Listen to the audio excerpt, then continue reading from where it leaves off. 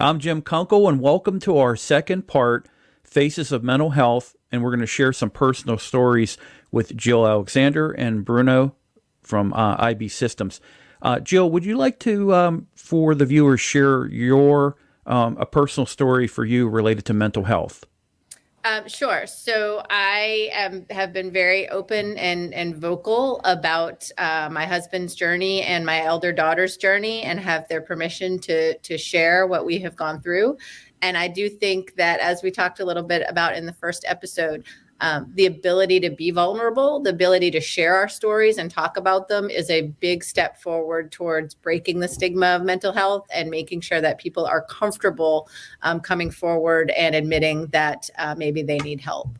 So they're both very different. But my husband was a 30-year, we've been married 30 years. He was in the Marine Corps for 4 years. And he came out of the war in Desert Storm. After that, I didn't meet him until after that. And he had a bit of a hair trigger temper and had some issues that he dealt with quietly. He suffered in silence because when you're in the Marine Corps, and particularly 30 years ago, coming out of the Marine Corps, you didn't talk about what happened, and you didn't admit that something may have bothered you. But personally, I don't know how you can come out of a war, how you can come out of having fired and potentially and probably killed other human beings, how you could witness the theater of war and not come out changed and not come out needing some assistance to resume life outside of that environment. But for 20 some years, he didn't talk about it until literally the day he was holding his gun to his head. And we did not know anything about it. Yeah, daddy has a trigger temper. Daddy gets upset easily and sometimes is angry. But I never, ever suspected that he might be suicidal and how deeply he was suffering. We were very fortunate that he put the gun down and said, "Jill, take me to the hospital."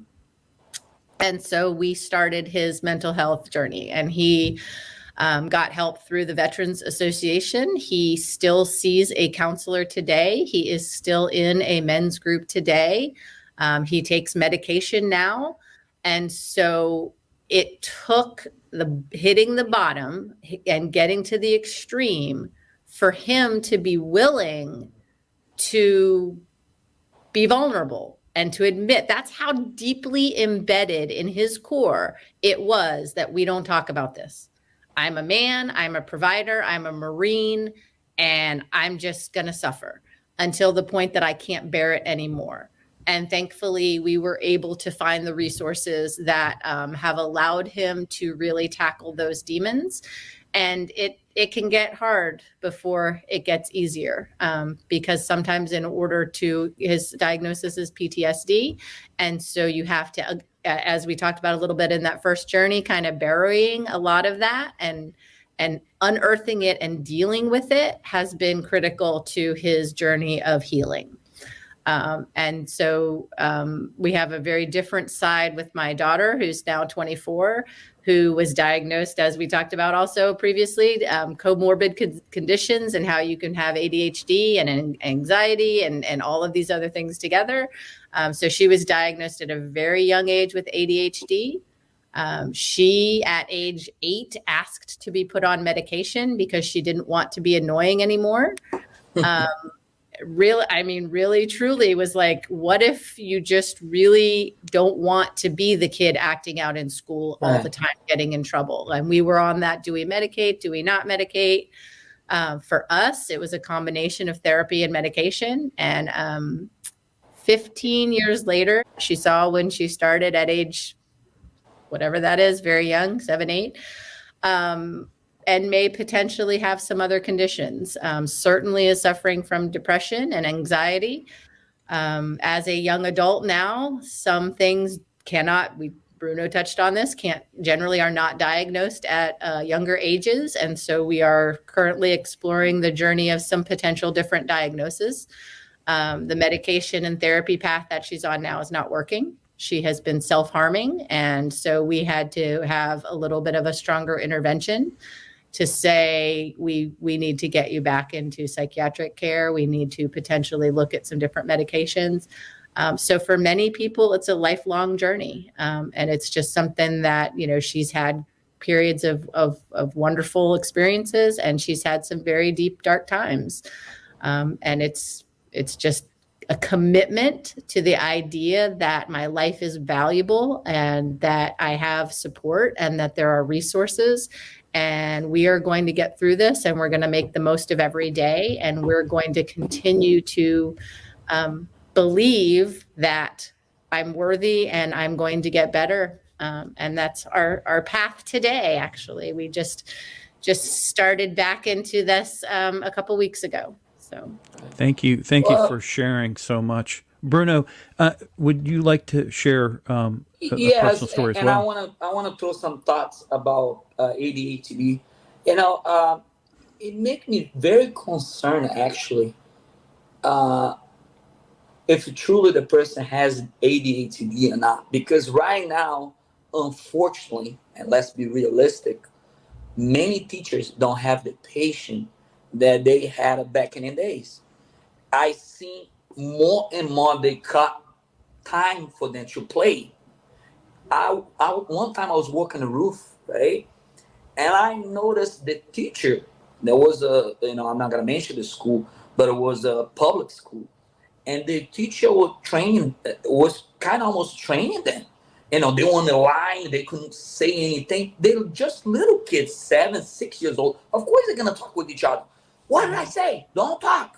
Walk on the yellow lane. And I'm like, what the, so, and more, I remember back in the days, you have what do you call in America? You call, when you go to the break, to play, what do you call it? Recess. It was a long recess. Now it got shorter and shorter and shorter and shorter. And they treat right now, anything the kid do and does, he has ADHD. He has ADHD.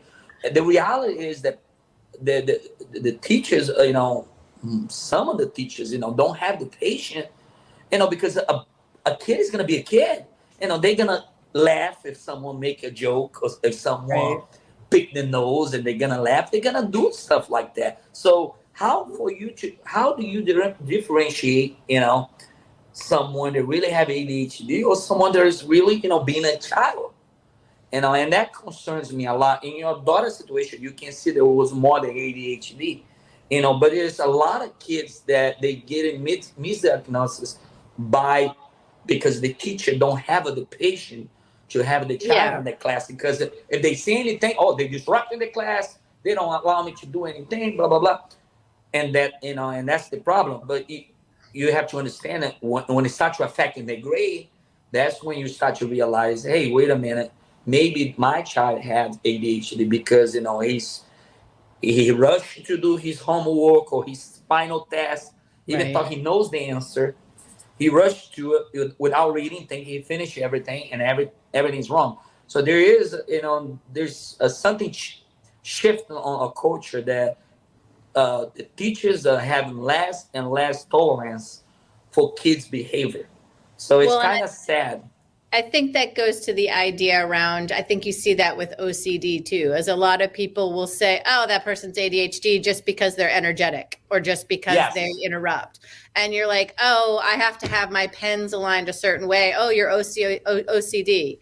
And we need to remember that these are medical conditions that can be diagnosed by medical professionals. And I think sometimes to be, we're all human and we all say things and do things, and as long as our intention is not to be disrespectful. But at the same token, the more casually we say, oh, that person must be autistic, or oh, that person has OCD, we minimize what that really means for people who truly have a diagnosable medical condition.